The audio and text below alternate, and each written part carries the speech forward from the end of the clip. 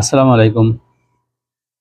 আসলে আমি একজন ছোট। আমি আসলে কোরআন শরীফ এত হাদিস-টাদিস কম জানি। আমি কোনো আলেম না, কোনো ইয়ে না।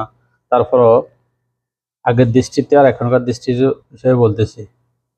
আগের হাজী কিছুদিন আগে যে হজ গেছে, ১০ দিন আগে হজ গেছে। এখনকার আমলে হাজিরা হইছে মডেল। আর আগের আমলের হাজিরা হইছে অন্যরকম। দ্বীনের কাজে দৌড়তো। এখনকার হাজিরা দৌড়ে মোবাইল নিয়ে হজ করে, মোবাইল ভিডিও করে, লাইভ করে হজ করে।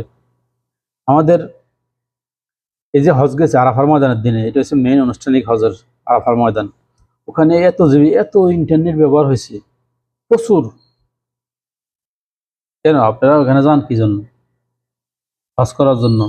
ফ্যামিলি সব ফালায় আপনারা আসছেন এখানে আল্লাহর দৃষ্টিতে থাকার জন্য, আল্লাহর দিনের কাজ করার জন্য। আল্লাহর দিকে দৃষ্টি থাকবেন, দোয়া করবেন সবার জন্য। ওই দিনে আরাফার দিনে, ওই দিনে